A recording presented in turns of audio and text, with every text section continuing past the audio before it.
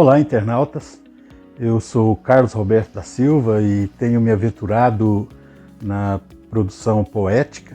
Sou professor há 26 anos e estou aqui para responder as perguntas e expor um pouco do que eu fiz profissionalmente e como escritor nessa minha vida. E me coloco à disposição para as perguntas que se fizerem importantes.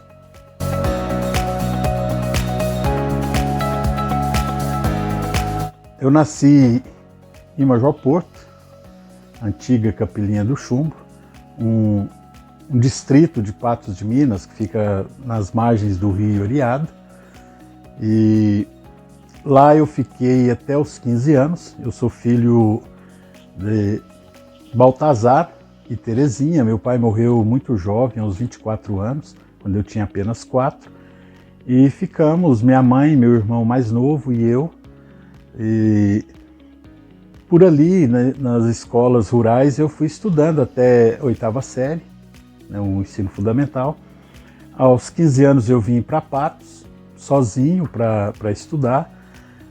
Fiz o ensino médio no colégio estadual, com uma dificuldade razoável, porque trabalhava o dia todo como entregador de um supermercado de bicicleta. Naquele tempo se entregava muita mercadoria na bicicleta de carga. Depois eu fui para Brasília como seminarista para cursar filosofia. Cheguei a cursar 2 anos, saí, fui trabalhar como vendedor no comércio local, voltei aqui para Patos, né?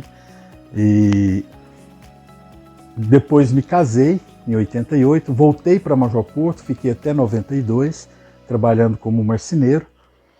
E mudamos, a minha esposa, meus 2 filhos mais velhos e eu, aqui para Patos. Eu comecei a trabalhar de vendedor outra vez e decidi fazer um curso superior. Fui fazer letras na antiga FAFIPA, né? Hoje Unipam. Comecei em 94, terminei em 96 e já em janeiro de 97 fui convidado a dar umas aulas no curso de História. E lá estou até hoje. A partir disso já fiz algumas especializações, fiz mestrado na PUC de BH, fiz doutorado na UFMG e estou aí na luta.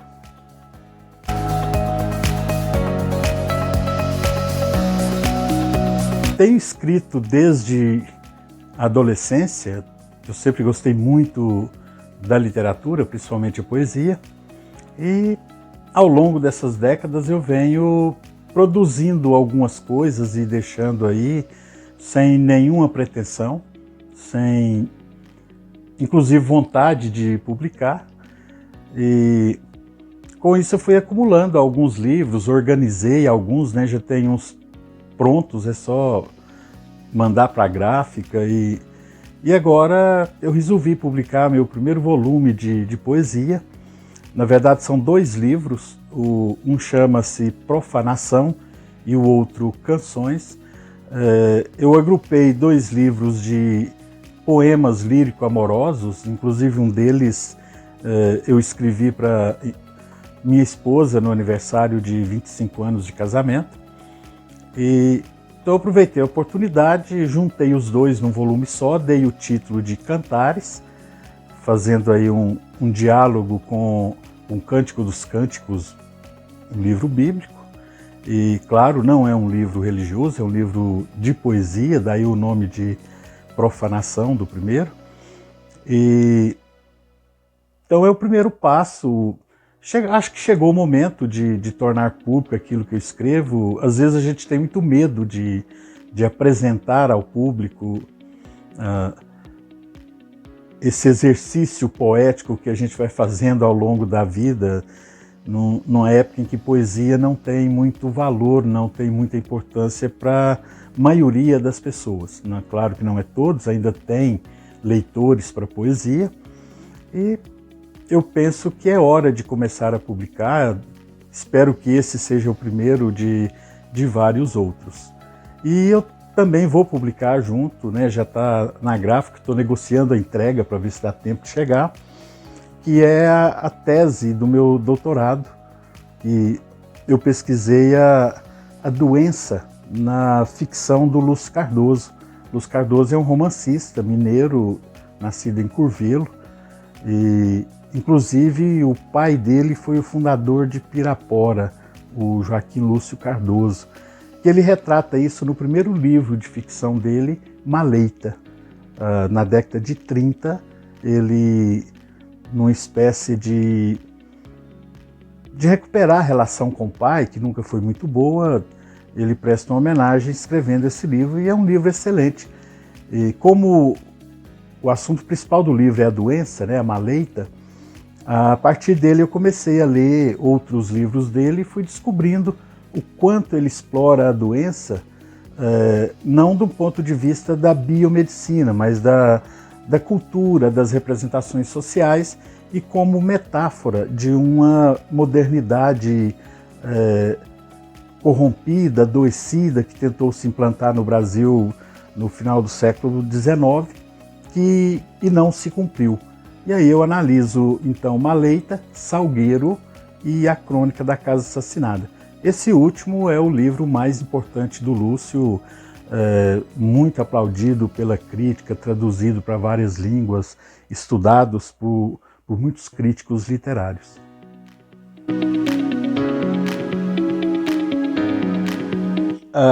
O lançamento está marcado para o dia 11 agora de junho, né, véspera do Dia dos Namorados.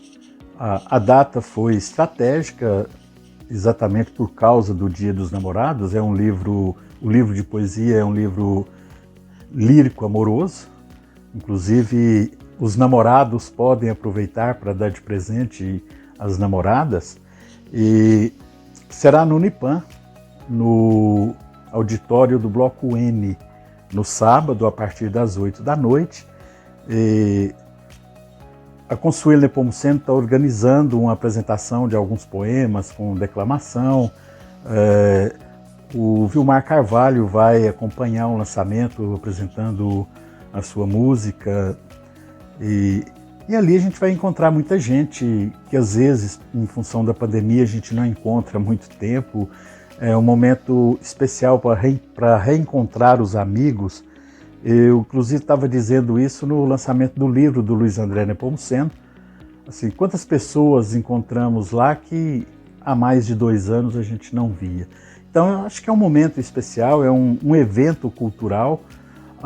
Lá serão vendidos 2 livros. Se o outro não chegar a tempo, porque a editora está com dificuldade de me entregar agora nessa semana, a gente já mostra e disponibiliza um contato para as pessoas que interessarem adquirir depois. Agora, o livro de poemas, né, o livro Cantares, esse sim já estará à disposição.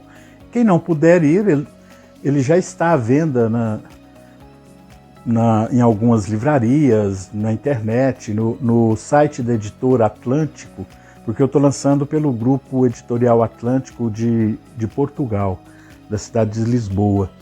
E eles já disponibilizaram esse livro para venda tanto no site da editora, da Livraria Atlântico, como em outras livrarias no Brasil. Por exemplo, a FENAC, me parece que já está na Livraria Cultura, na Amazon também já está à venda. Então as pessoas tanto podem comprar pela internet ou lá no dia do lançamento.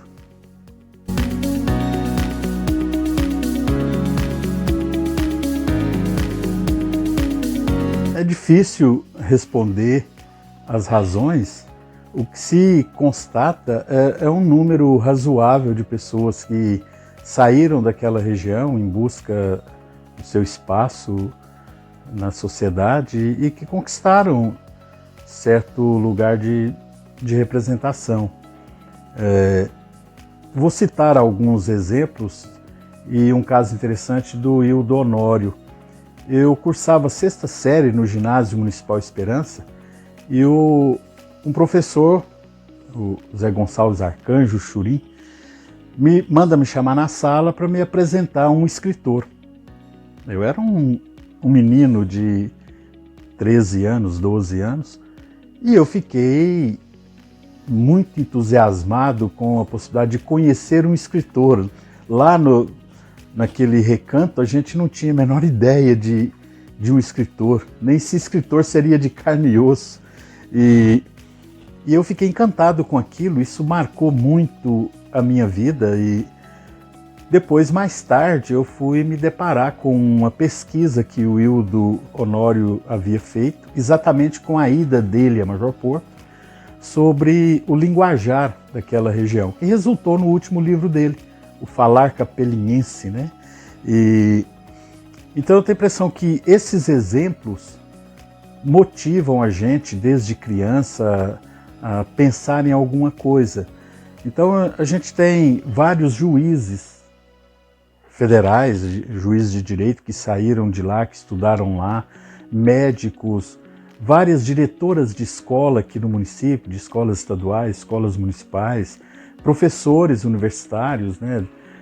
Tem um amigo que é do Horizonte Alegre, o Divino José da Silva, o Divinão, que é professor da Unesp, de Presidente Prudente, eu sou professor universitário, o Roberto Carlos dos Santos, que é do Ariado, professor universitário, o Carlos Coimbra, que é superintendente de ensino, e vários outros que escrevem, que produzem outras obras de arte, que também entram para esse meio acadêmico. A razão, não sei, talvez por ser uma região de muita carência, antes, né, mais ainda, hoje já melhorou muito, talvez a busca das pessoas por algo diferente, sair para tentar encontrar um lugar nessa vida, tenha dado muita vontade de vencer na vida. Não sei, talvez seja isso. Agora, que em proporção é uma região muito frutífera, né, para quem envereda para a produção intelectual, me parece que sim.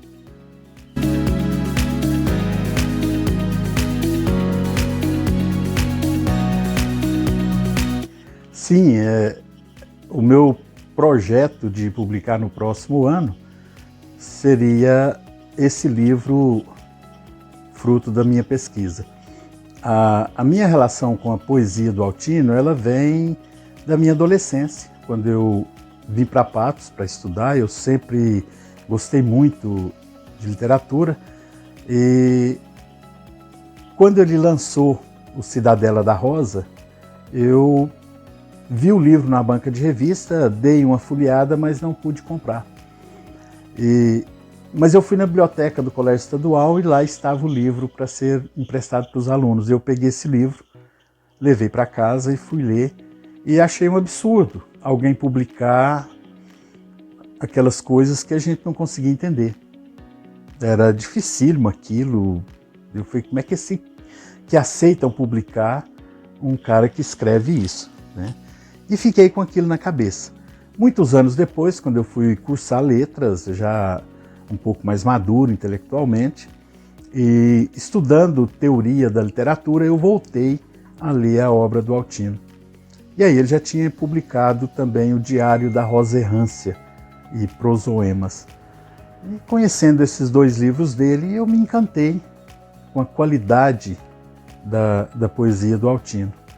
E quando eu pensei em fazer mestrado, logo me veio na cabeça estudar essa poesia de uma maneira mais técnica, mais teórica e de maneira mais aprofundada. E assim, orientado pela Maria Esther Maciel, ela ainda é professora da UFMG, eu fiz o mestrado na PUC, mas conversando com a coordenação do curso de pós-graduação da PUC, eles aceitaram que a Maria Esther, mesmo pertencendo a outra instituição, me orientasse, porque ela é uma estudiosa da poesia do Altino. E assim resultou esse meu trabalho, que eu já estou dando uma revisão, já estou organizando, porque no próximo ano eu pretendo fazer outra dobradinha, né? A publicação de um livro de poemas e um livro teórico de ensaios, né, sobre a obra do Altino Cacheta. E eu acho que o público da região, né, os leitores da região, os amantes da poesia, principalmente aqueles que conhecem a poesia do Altino, merecem um estudo crítico, uma análise mais detalhada, mais teórica da obra desse grande poeta, que representa muito bem a nossa cidade, Lagoa Formosa, né, que na verdade ele nasceu lá, e por isso eu pretendo colocar isso à disposição da sociedade.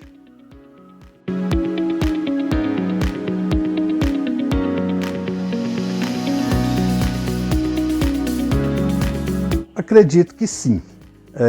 Talvez não incentivasse a produção do texto literário, porque muitos dos que lançaram, que eu tive contato, que eu comprei e comecei a ler, são livros que já estavam escritos.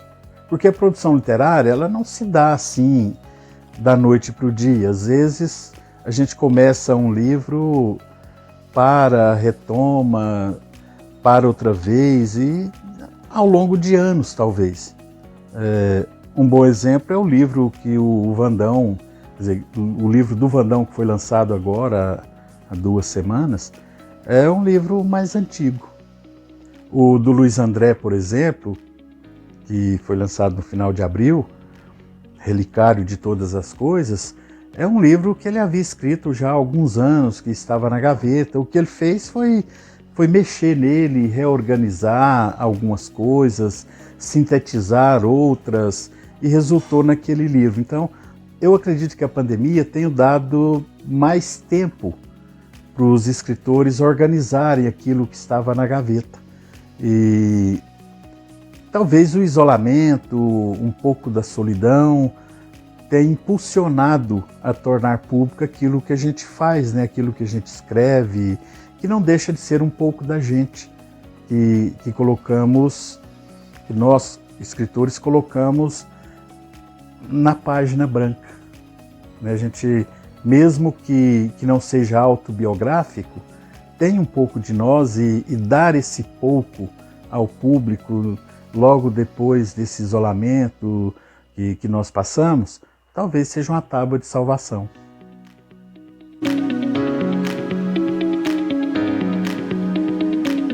A referência, todos aqueles que nós lemos acabam marcando alguma coisa.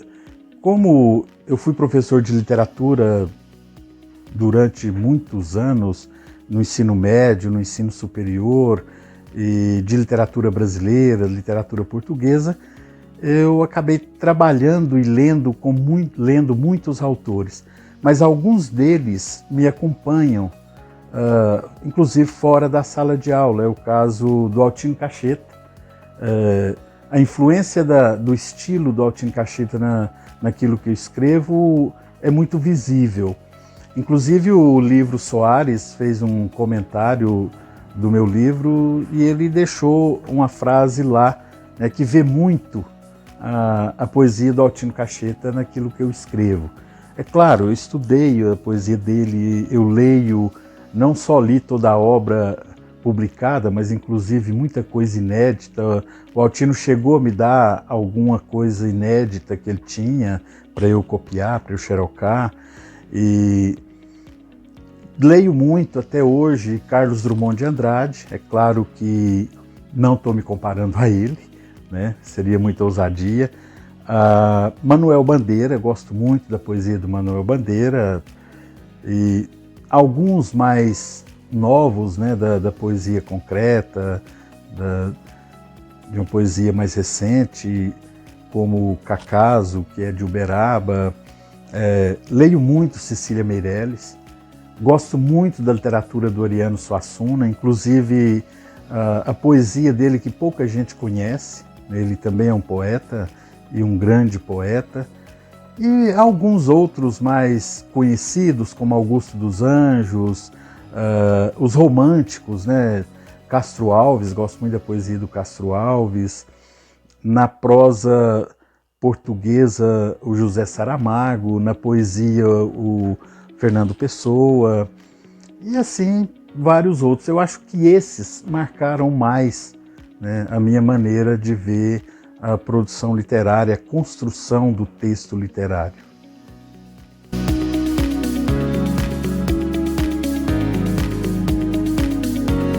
Eu acredito que ajuda, porque é mais um canal de comunicação com o leitor. A gente, nos estudos de comunicação, a gente chama de suporte do texto, né? Quando a gente tinha só o livro, o acesso era um pouco mais difícil.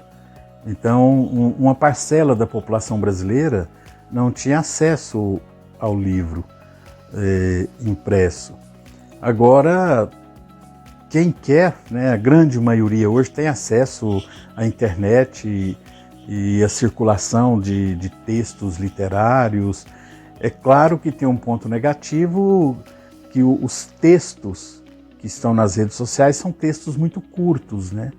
E como todos podem escrever e fazer circular, às vezes tem aqueles que não cuidam da língua portuguesa, né, da escrita, do trabalho com a forma, utilizam muitas abreviações que às vezes prejudica.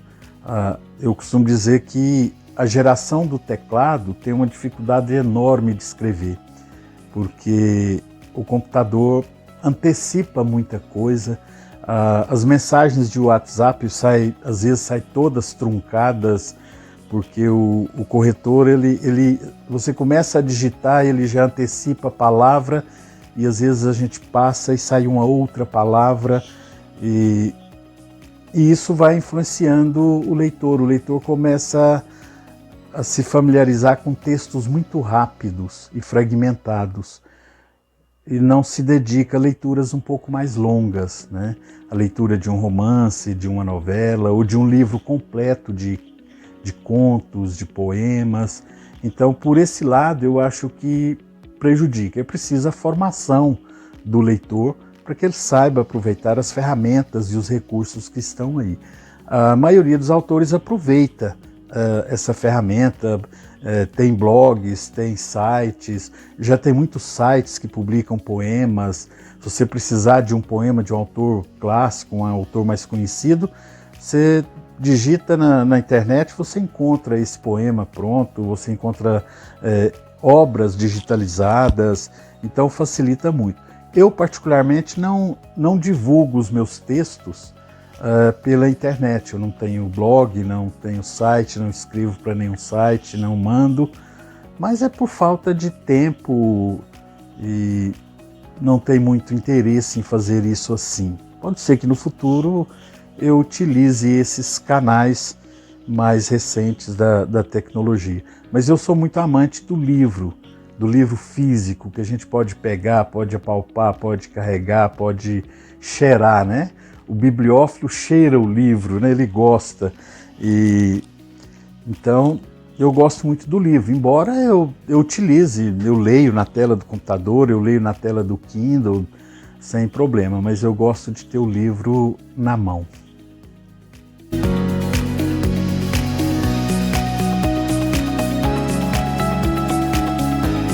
Bom, o primeiro realmente é mais difícil. Alguns amigos sempre me disseram que eu queria imitar o Altino Cacheta, que só foi publicar aos 60 anos, né? E o Altino escreveu desde a juventude e só foi publicar o primeiro livro em 1981, né? 81. Mas eu não publiquei antes por falta de oportunidade, às vezes por medo também da avaliação. A gente é muito cuidadoso com isso. E sempre tem outras prioridades. E lançar livro no país hoje não é uma tarefa fácil. Os custos são altos. Muita gente pensa que a gente ganha dinheiro publicando livro. Isso é do Drummond para cima, né? O que está abaixo dele tem que bancar suas publicações, divulgação, lançamento, é tudo por nossa conta.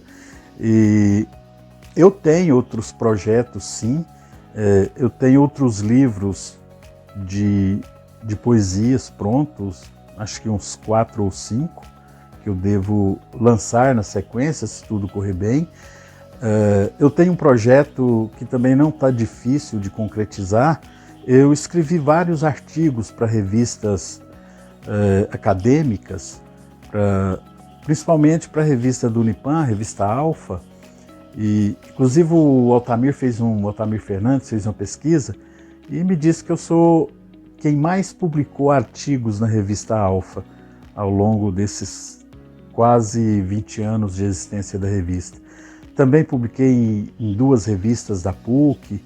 Então, o meu próximo projeto é juntar esses artigos e publicar um livro de ensaios, que são estudos de alguns autores, de algumas obras. São exercícios acadêmicos e intelectuais que eu fiz ao longo da minha vida, participação em alguns eventos.